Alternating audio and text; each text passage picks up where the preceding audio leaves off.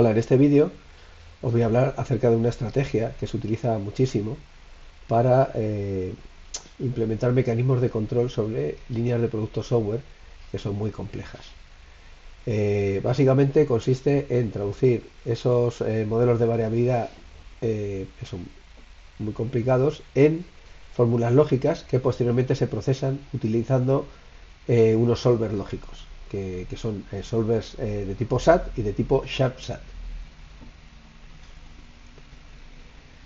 El anuncio que vemos en pantalla lo lanzó Pirelli, la empresa de neumáticos, hace unos 25 años y se hizo muy popular. En él podemos ver a Carl Lewis, que era un medallista olímpico muy famoso en aquella época, que está a punto de realizar una salida explosiva, pero lleva tacones de aguja. El eslogan del anuncio es: la potencia sin control no sirve de nada. Pues con este anuncio Pirelli estaba tratando de enfatizar la importancia que tienen los neumáticos. Podemos tener un coche súper potente, pero si los neumáticos son de muy baja calidad, pues el desastre está asegurado. Entonces esto es un poco lo que sucede con las líneas de productos software. Son muy potentes, nos permiten ahorrar costes gracias a la reutilización intensiva de software, pero si adolecen de los mecanismos de control apropiados, pues al final todo puede ser un desastre. Entonces la manera de implementar esos mecanismos de control sobre los que hablaré en otros vídeos es traduciendo los modelos de variabilidad a lógica proposicional. En este caso tenemos un modelo de variabilidad que está expresado en el lenguaje kconfig, ¿vale? Que es el lenguaje con el que se expresa la configurabilidad del kernel de Linux y de otros proyectos open source, entre ellos uno que se llama VisiBox. Entonces tenemos una serie de features que aquí se llaman configs, son configurables, que se pueden incluir o no en una versión de VisiBox. En este caso static es booleano y significa esto que vemos aquí, ¿vale? Ya tenemos otro config que también es booleano, puede incluirse o no y que significa lo que pone aquí, y en este caso py depende de que no esté static, es decir, lo que sucede es que py y static son mutuamente excluyentes. Entonces esta restricción se puede expresar así, de esta manera, ¿vale? En lógica booleana. La restricción que aparece en la línea 10 en azul se podría expresar con estas tres líneas, ¿vale? Y así sucesivamente. Entonces, suponiendo que fuéramos capaces de tener esta traducción lógica, vamos a ver eso en vídeos futuros, que hay un montón de cuestiones interesantes que se pueden contestar utilizando tecnología booleana, ¿vale? En concreto vamos a utilizar una tecnología que permite resolver dos problemas, que son el problema SAT y el problema SharpSAT. Entonces os voy a explicar en qué consisten estos problemas con un ejemplo muy sencillo. Imaginemos cuatro amigos que han quedado para ver una película y en un momento dado pues les entra el gusanillo y deciden pedir una pizza. Entonces en la pizzería más cercana a su domicilio les ofrecen cuatro ingredientes: con pepperoni, con salchichas, con aceitunas y con cebolla. Entonces los amigos empiezan a discutir y Luisa dice: yo la quiero con pepperoni. Alberto dice: no, con pepperoni, bueno, sí, pepperoni está bien, pero también con salchichas estaría bien. Bueno, entonces María dice: bueno, pues a mí me gustaría que tuviera aceitunas o cebolla. Y Nacho, bueno, pues dice: yo me comería lo que fuera, pero eso sí, sin cebolla. Entonces, poner de acuerdo a los amigos, pues básicamente consiste en encontrar una configuración de ingredientes que satisfaga todas sus restricciones. Entonces esto se puede codificar con una fórmula de lógica booleana, que es la que vemos aquí. En esa fórmula lo que tenemos son variables booleanas, variables que pueden valer verdadero o falso. Pepperoni vale falso si no se incluye en la pizza, y vale verdadero si sí se incluye en la pizza. Entonces, la restricción que impone Luisa de con pepperoni, pues se codifica simplemente poniendo pepperoni. La restricción de Alberto, que es con pepperoni o salchichas, pues se codifica de esta otra manera, y así sucesivamente. Vale, pues el problema SAT consiste en buscar una asignación de valores a estas variables tal que haga que esta fórmula valga verdadero. ¿Vale? El problema SAT lo que haría sería, pues eso, encontrar una solución que satisface a los cuatro amigos. ¿Vale? Entonces en este caso hay un par de soluciones que lo hacen. La primera sería una pizza que tiene pepperoni y aceitunas. y la segunda sería una que tiene pepperoni, salchichas y aceitunas. Entonces el problema SAT recibe como entrada una fórmula y produce como salida eh, satisfacible o insatisfacible y si es satisfacible, una solución que satisface la fórmula. ¿Vale? Entonces, además, existe otro problema que es el problema de contar soluciones, que es el SHARSAT. Entonces, la entrada sería una fórmula y la salida sería un número, ¿vale? El número de soluciones. Entonces, en este caso, SHARSAT nos diría que la solución es 2 a ese problema, ¿vale? Porque hay dos soluciones posibles. Conviene señalar que no todas las fórmulas son satisfacibles. Entonces aquí os pongo un ejemplo de una fórmula que es insatisfacible. O sea, sería imposible poner de acuerdo a estos amigos. Y otra cosa que es importante es darnos cuenta de que realmente para explorar, ¿no? Para encontrar una solución, pues podríamos explorar el espacio de combinaciones de esta manera, ¿no? Empezaríamos, diríamos, oye, imaginemos que sin pepperoni, sin aceitunas y con cebolla. Entonces evaluamos la fórmula, que la tenemos aquí, esta fórmula más sencilla, ¿vale? Con estos valores. Entonces nos dice que no es satisfacible. Vale, vamos con esta otra combinación, no es satisfacible, etcétera. Hasta que encontramos una que sí, ¿no? Que es esta de aquí. Entonces, conviene darse cuenta de que en el peor de los casos posibles tendríamos que recorrer toda la tabla. O sea, podríamos tener una fórmula en la que sí es satisfacible, pero que tenemos la mala suerte de que todas las combinaciones salen que no, no, no, no, no, no, hasta la última fila en la que parece que sí. Entonces, en este caso, para n ingredientes tendríamos que estar recorriendo 2 elevado a n filas, ¿vale? Entonces, tendríamos un crecimiento exponencial. Entonces, para concienciaros, ¿no?, sobre el problema que plantea esto del crecimiento exponencial, pues os voy a comentar una leyenda clásica, que es la leyenda de Sisa. Cuentan que el inventor del ajedrez se lo presentó a su rey y el rey quedó extraordinariamente satisfecho y entonces decidió premiarle. Entonces el premio consistía, bueno, básicamente en que el inventor quería granos de trigo, quería trigo, y en concreto lo que le pidió era que para la primera casilla del tablero que pusiera un granito de trigo, en la segunda se lo duplicara, pusiera 2, en la tercera se lo volviera a duplicar, entonces pondría 4, en la siguiente volvería a duplicarlo, así sucesivamente. O sea que tendríamos potencias de 2. 2 elevado a 0 en el primer cuadradito, 2 elevado a 1 en el segundo, 2 elevado a 3 en el tercero, 2 elevado a 4, así sucesivamente. Entonces, lógicamente, el rey no pudo hacerle ese regalo porque, bueno, alguien calculó la cantidad de granos de trigo que hacen falta y sale esta barbaridad de número, ¿vale? Que equivale a esta cantidad de toneladas métricas. Entonces, si tenemos en cuenta que la producción anual de trigo en todo el mundo está en torno a esta cantidad de toneladas métricas, ¿vale? Lo que sucede es que lo que pidió el inventor del ajedrez pues equivale a la producción mundial acumulada de 1195 años, ¿vale? Entonces esto es un poco lo que pasa siempre con el crecimiento exponencial. Al principio puede darnos una sensación de que la cosa está más o menos contenida, ¿vale? No es, dice, bueno, pues esto parece razonable lo que nos está pidiendo este hombre, pero llega un momento en que aquello de repente se dispara y bueno, básicamente no hay manera de procesarlo, ¿no? Empezamos a manejar números descomunales. Entonces, ¿qué significa eso? Pues que el problema SAT en el peor caso posible, pues si la fórmula es pequeñita no va a haber ningún problema y lo vamos a manejar bien, pero en cuanto eso crece un poquito, en cuanto tenemos, pues no sé, a partir de 15 variables o por ahí, pues aquello se vuelve inmanejable. Comentaros así rápidamente que eso, que en teoría de la complejidad algorítmica, pues se hace una distinción, ¿no?, de categorías de los problemas según, bueno, básicamente según si se pueden resolver y verificar rápidamente, ¿vale?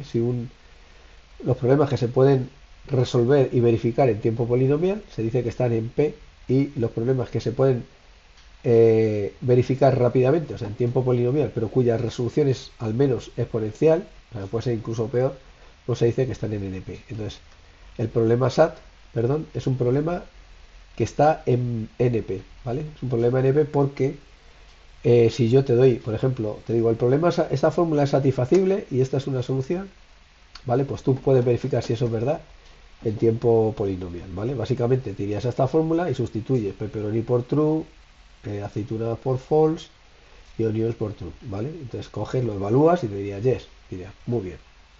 Pero, sin embargo, en el peor de los casos posibles, pues si queremos ver si es satisfacible, tendremos que recorrer toda la tabla, ¿vale? Entonces, eh, comentaros una anécdota y es que aunque P y NP intuitivamente parece que son distintos, no existe a día de hoy una prueba formal de que esto sea así. ¿Vale? Entonces esto constituye uno de los 7 problemas del milenio y el Clay Mathematics Institute ofrece $1.000.000 a quien proporcione una demostración formal de que OP es distinto de NP o que P es igual a NP. Vale, pues el problema SAT en el peor de los casos posibles es NP. Crecimiento exponencial, no vamos a poder hacer nada con ello. Sin embargo, lo importante es que eso es en el peor de los casos posibles. ¿Vale? Entonces, hace ya bastante tiempo que los investigadores se dieron cuenta de que si la fórmula se encuentra escrita de una forma concreta, que es la forma normal conjuntiva, la Conjunctive Normal Form, CNF en inglés, entonces la resolución del problema SAT en la mayor parte de los casos se puede hacer muy rápidamente, ¿vale? En el peor de los casos va a seguir siendo NP, ¿vale? Pero en la mayor parte de ellos no va a ser así. Entonces, esa CNF que vemos aquí, básicamente es una conjunción, es un AND de un montón de cláusulas, ¿vale? De esto que vemos entre paréntesis, donde cada cláusula a su vez es una disyunción, es un OR de cosas, un OR de literales, donde cada literal es o bien una variable o bien la negación de una variable. Entonces, si la fórmula está escrita de esta manera, resulta que es muy fácil hacer un tanteo, decir, bueno, ¿qué pasa cuando static es verdadero? ¿Qué pasa cuando static es falso? ¿Vale? Eso se llama Unit Resolution, los ad solvers lo aplican así de manera muy intensiva y eso se puede evaluar muy rápidamente si la fórmula está escrita de esta manera. ¿Vale? Y la otra cuestión que se puede hacer muy rápidamente es evaluar si la fórmula da falso, porque en cuanto cualquiera de las cláusulas da falso, como es el AND de un montón de cosas, pues en cuanto una de ellas es falso, se hace evaluación perezosa y ¡pa! La fórmula se ha evaluado a falso. ¿Qué significa el adjetivo normal? Bueno, el adjetivo normal lo que significa es que cualquier fórmula se puede expresar de esta manera, ¿vale? Entonces, vosotros podéis intentar hacerlo y veréis que aplicando las leyes distributivas y las de Morgan vais a conseguir poner cualquier fórmula en forma normal conjuntiva. El problema viene en que cuando, si os fijáis en la fórmula a la que llegáis, veréis que es sustancialmente más grande que la fórmula de inicio, la fórmula de origen. Entonces, esto es el problema que tiene el llegar a una forma normal en general. Y es que el crecimiento de la fórmula de origen a la fórmula a la que llegamos normalmente crece y puede crecer mucho. En el caso de las CNFs, pues bueno, puede haber un crecimiento exponencial. Entonces, afortunadamente, hubo un investigador ruso que en 1966, Tseitin, dio con una manera de hacer esa traducción que garantiza que la fórmula de destino sigue siendo que es insatisfacible respecto a la fórmula de origen, o sea que si la fórmula de origen es satisfacible, la de destino es satisfacible, y si la fórmula de origen no es satisfacible, la de destino tampoco lo es, ¿vale? Y entonces esa traducción, en el peor de los casos posibles, pues tiene como máximo un crecimiento polinomial, ¿vale? Entonces, el trabajo de Seitin es lo que ha permitido pues el enorme avance que ha habido pues eso, en tecnología SAT, ¿no? De manera que hoy día un SAT solver es capaz de procesar fórmulas con cientos de miles de cientos de miles de variables en unos pocos segundos. Entonces, a este respecto también es muy interesante hablar de este artículo de Adnan Darwich, que publicó en 2002, donde presenta un mapa de formas normales. Entonces, tenemos aquí abajo, aquí está la CNF de la que acabamos de hablar, y arriba tenemos la NNF. La NNF, la Negation Normal Form, es la forma normal, digamos, más sencilla, la que impone menos restricciones sobre cómo se escribe la fórmula.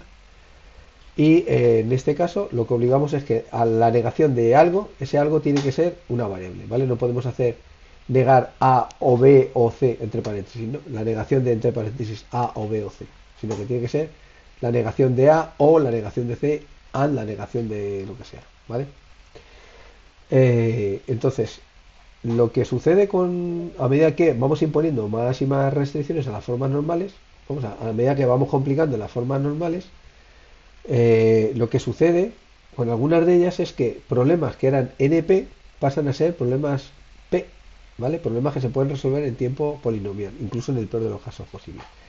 Entonces, eso es lo que pasa cuando pasamos aquí a la DNNF, que esta puede resolver el problema de la satisfabilidad, el problema SAT en tiempo polinomial, y eso es lo que pasa con estas otras formas que tenemos aquí, con los BDDs, que sería esta familia, y con las DDNNFs.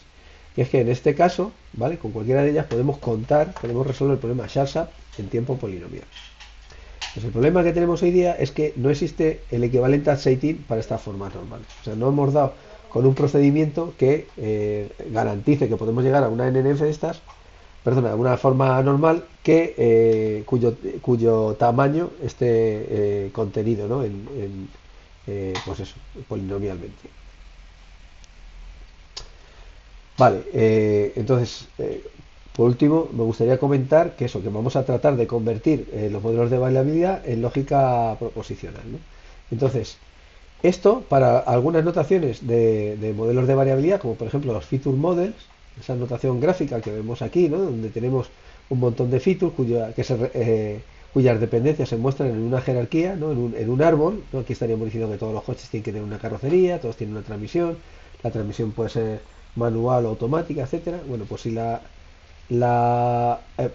básicamente la estructura esta arbórea se puede traducir a lógica proposicional de una manera muy sencilla. En concreto, este artículo, que es bastante famoso, que publicó Báthory en 2005, explica cómo hacer la conversión, ¿no? de esa parte jerárquica en lógica booleana. ¿Vale? Sin embargo, la traducción de otros modelos de variabilidad pues es muchísimo más complicado, y eso es lo que pasa en el caso del kernel de Linux, ¿vale? Porque para traducir el kernel necesitaríamos traducir kconfig a lógica, traducir los makefiles, los dancing makefiles, los kbil, pasarlos a lógica, y las partes del procesador de C, esa variabilidad de grano fino, también hay que pasarlas a lógica. Entonces, estamos hablando de lenguajes que todos trabajan con variables no solo de tipo booleano, sino variables de un montón de tipos, de enteros, string, etcétera. Por otro lado, además son lenguajes que son imperativos, entonces lo queremos traducir en lógica, que es un lenguaje declarativo.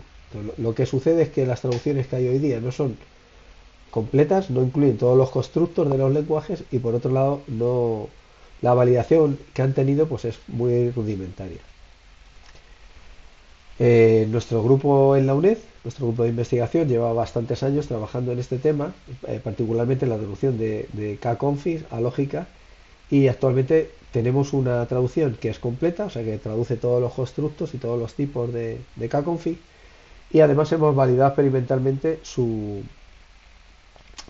corrección, ¿no? Entonces, la corrección significaría que el conjunto de configuraciones que son válidas según la especificación kconfig coincide con el conjunto de asignaciones que hacen que la fórmula de destino sea satisfacible, ¿no? Que sea válida.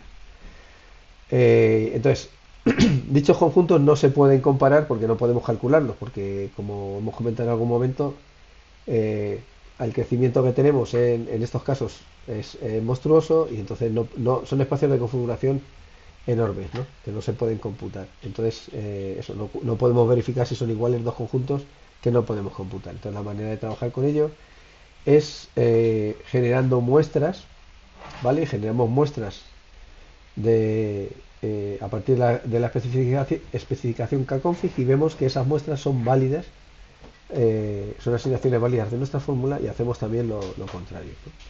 Entonces, el cómo se puede hacer esto, pues, o sea, el cómo lo hacemos, cómo lo implementamos nosotros, pues se explica en este artículo, ¿vale? En un artículo que publicamos en este congreso, en el ASE, que es bastante relevante, en 2022. Y eso, y en él básicamente explicamos cómo funciona nuestro sampler kconfig sample. Actualmente hemos validado esta traducción que tenemos no solo con el kernel de Linux, sino con otra gran variedad de proyectos open source. Y respecto al kernel lo hemos hecho con tres versiones distintas. Comentaros que eso, que el modelo más complejo es el kernel de Linux, la versión 6.1.10, y la traducción a lógica pues genera una CDF con más de medio millón de variables y cerca de 2 millones de cláusulas. O sea, una fórmula bastante compleja. Muy bien, pues nada más y nos vemos en otros vídeos. Me despido. Venga, un saludo, hasta luego.